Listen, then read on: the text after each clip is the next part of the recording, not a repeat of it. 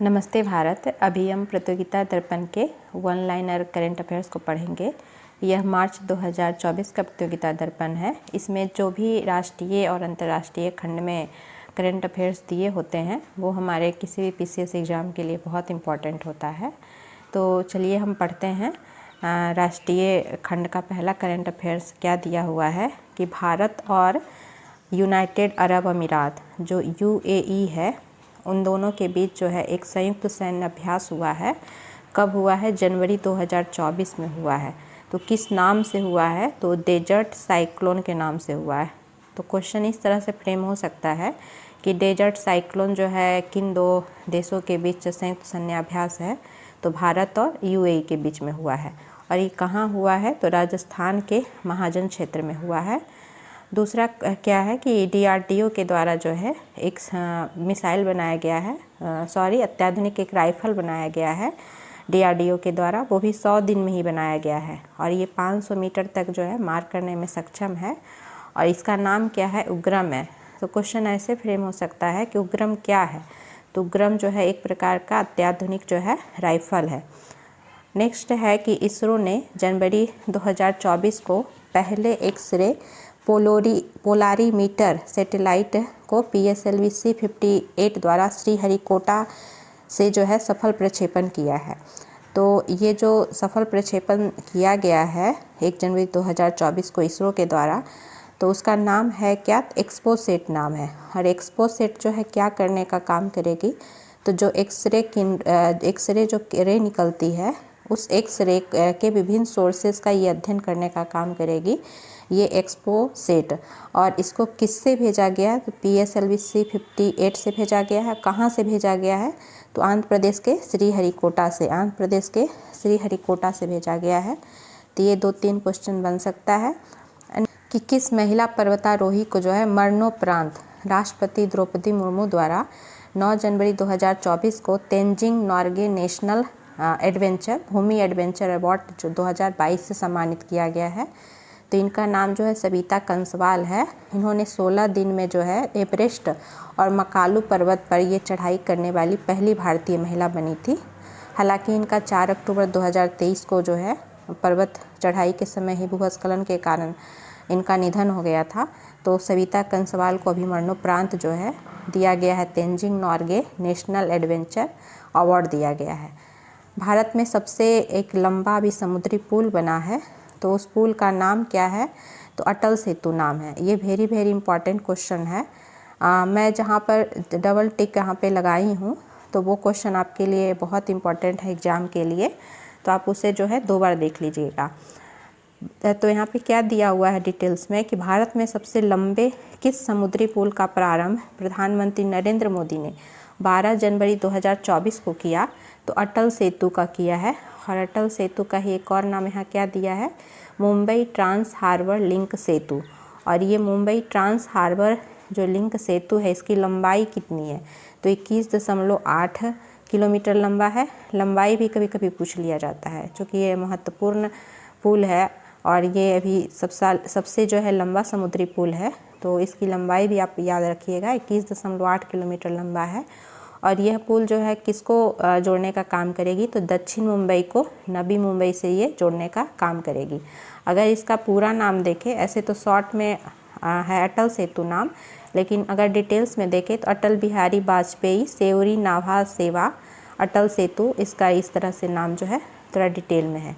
केंद्रीय आवास एवं शहरी मंत्रालय ने अभी जो स्वच्छता सर्वेक्षण जो पुरस्कार दिया है, तो स्वच्छता सर्वेक्षण पुरस्कार में लगातार 7वीं बार किसको जो है स्वच्छ शहर का पुरस्कार दिया गया है? तो इंदौर को लगातार 7वीं बार स्वच्छ शहर का पुरस्कार दिया गया है। प्रथम स्थान पे इंदौर ने जो अपनी जगह बनाए रखी है।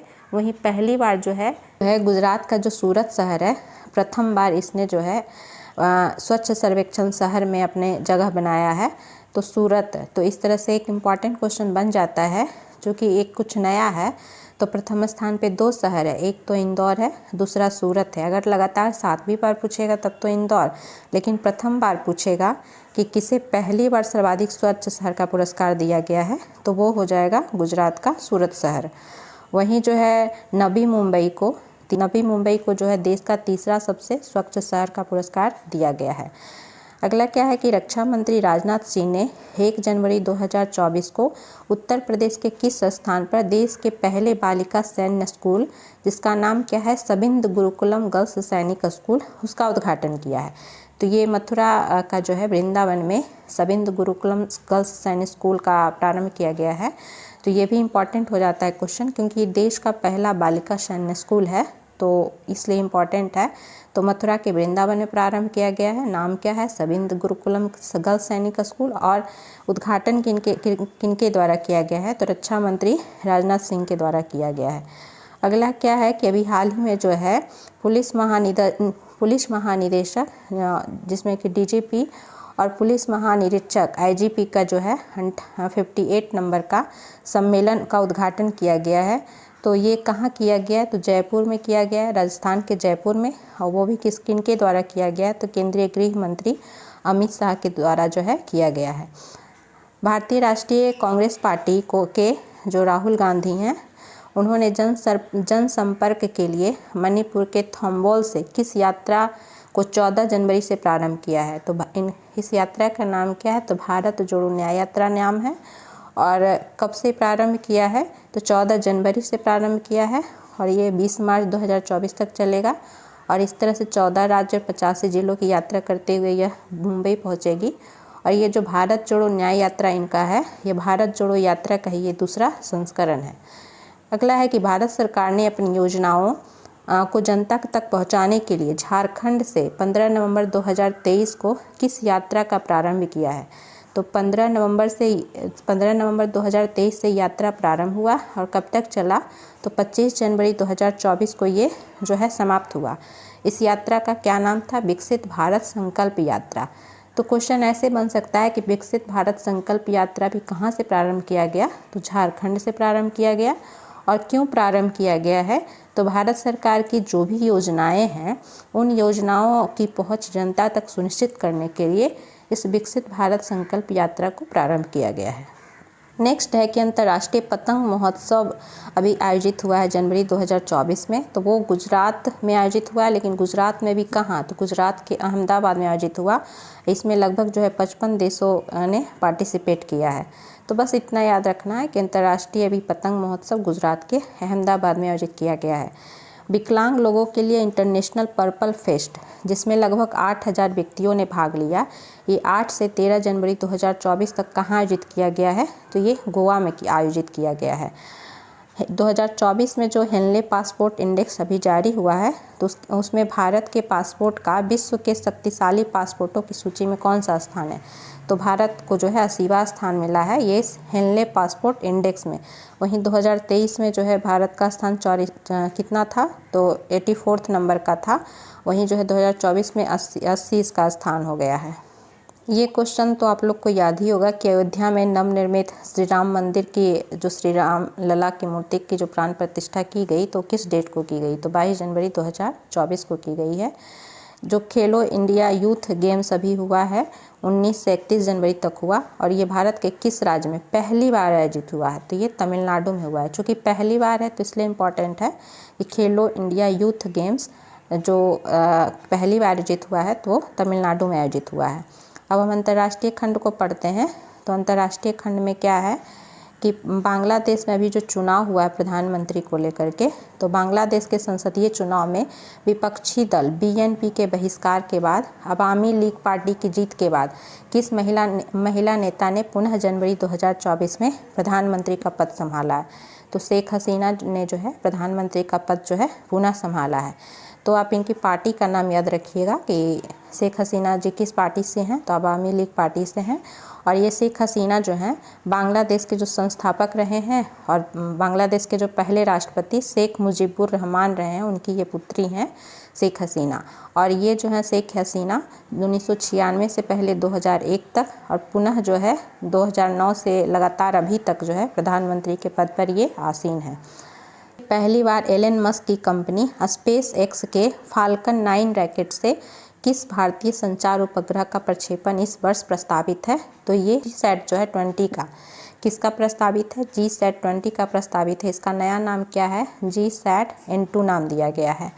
और ये GSAT-N2 का प्रक्षेपण किससे किया जाएगा? तो एलन मस्क की जो कंपनी स्पेस एक्स है उसके फाल्कन 9 रॉकेट से किया जाएगा, जो कि पहली बार किया जाएगा, तो इसलिए इम्पॉर्टेंट है। अब तक के टेस्ट क्रिकेट के इतिहास में सबसे कम 107 ओवर, अगर इसे गेंद में काउंट करें तो 642 गेंदों में समाप्त होने वाला टेस्ट मैच जनवरी 2024 में केप टाउन में किसके बीच संपन्न हुआ? तो ये भारत और साउथ अफ्रीका के बीच संपन्न हुआ। और कहाँ संपन्न हुआ है?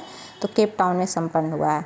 और सूर्य के अध्ययन के लिए इसरो द्वारा एक सैटेलाइट प्रक्षेपित किया गया है, आदित्य L1। कब किया गया है? 6 जनवरी 2024 को किया गया है।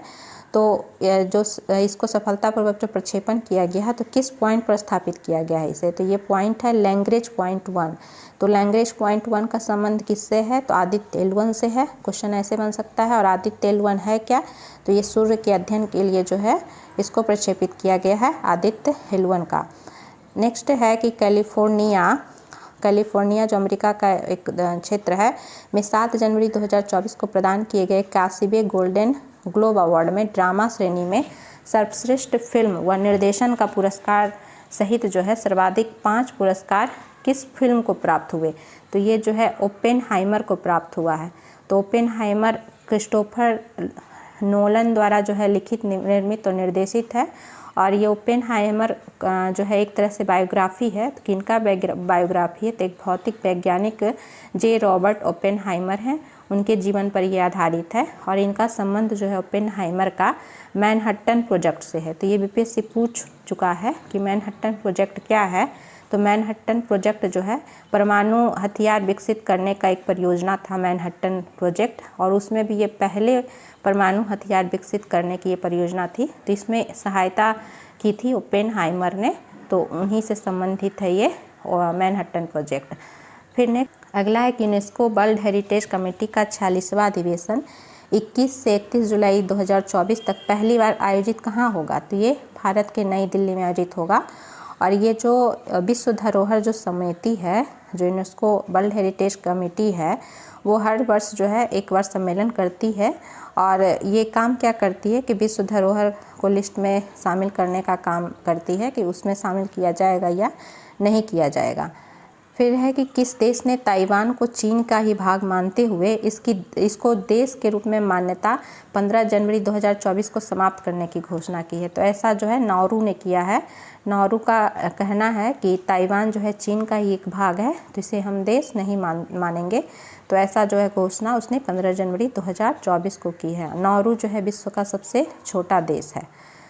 नेक्स्ट है कि डेनमार्क में किस युवराज ने 15 जनवरी 2024 को वहाँ के राजा के पद ग्रहण किया है? तो फ्रेडरिक आंद्रे हेनरिक ने वहाँ के राजा का जो है पद ग्रहण किया है। नाम क्या है? फ्रेडरिक आंद्रे हेनरिक ने वहाँ के राजा का पद जो है ग्रहण किया है। और डेनमार्क की जो इससे पहले की रानी थी मार्गरेट द्वितीय, उन्होंने 52 वर्ष शासन करने के बाद स्वेच्छा से अपने पद को त्याग दिया और उसके बाद अपने पुत्र फ्रेडरिक आंद्रे हेनरिक को जो है राजा बनाया है। नेक्स्ट है कि हेनले पासपोर्ट इंडेक्स 2024 जो जारी किया गया है, तो उसमें प्रथम स्थान किन देशों को प्राप्त हुआ है? जो सर्वाधिक शक्तिशाली है जिन देशों का पासपोर्ट, तो उस हिसाब से जो है प्रथम स्थान पे कौन है? तो 6 देश को प्रथम स्थान मिला है। इसलिए ये थोड़ा सा इंटरेस्टिंग है, क्वेश्चन फ्रेम हो सकता है। तो ये 6 देश कौन कौन से हैं? Japan, Singapore, France, Germany, Italy और स्पेन। तो पहली बार देखिए, पहली बार 6 देशों के पासपोर्ट सर्वाधिक शक्तिशाली इस इंडेक्स में घोषित किए गए हैं। तो आप एक बार इसे पढ़ लीजिएगा डबल टाइम्स। फिर है कि 2024 military strength ranking power index में शीर्ष स्थान किस राष्ट्र की सेना को अर्थात सर्वाधिक शक्तिशाली मानते हुए प्रथम स्थान दिया गया है? तो अमेरिका को दिया गया है। अमेरिका जो है प्रथम स्थान पर है किसमें? ग्लोबल फायर पावर रैंकिंग में। वहीं दूसरे स्थान पे कौन है? तो दूसरे स्थान पे जो है रूस है। और वहीं तीसरे स्थान पे कौन है? तो तीसरे स्थान पे जो है चीन है। और चौथे स्थान पे जो है भारत है। तो भारत का याद रखिएगा, ग्लोबल फायर पावर रैंकिंग में भारत का स्थान क्या है? 4th है। ग्लोबल फायर पावर जो है बीपीएससी पूछती है, तो आप इसको देख लीजिएगा, पढ़ लीजिएगा अच्छे से। फिर है कि भारत के पड़ोसी देश पाकिस्तान में किस देश ने 16 जनवरी 2024 को मिसाइल और ड्रोन से एयर स्ट्राइक की है। तो ईरान के द्वारा जो है ऐसा किया गया है। अभी जो है गुट निरपेक्ष आंदोलन के सदस्य देशों का 19वां शिखर सम्मेलन 19 से 20 जनवरी 2024 को कहाँ आयोजित किया गया है? तो युगांडा के जो है कंपाला में आयोजित किया गया है, जो गुट निरपेक्ष आंदोलन के सदस्य देशों का शिखर सम्मेलन है।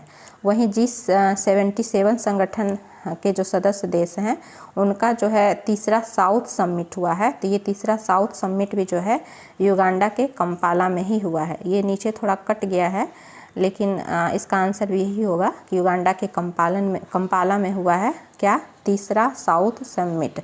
उसमें भी G77 संगठन के जो सदस्य देश हैं उनका तीसरा साउथ समिट जो है युगांडा के कंपाला में हुआ है। तो इस तरह से हमने जो है प्रतियोगिता दर्पण के मार्च एडिशन को पढ़ा, वही मार्च 2024 का ये एडिशन है। फिर हम किसी इम्पॉर्टेंट करंट अफेयर्स के साथ मिलते हैं। धन्यवाद।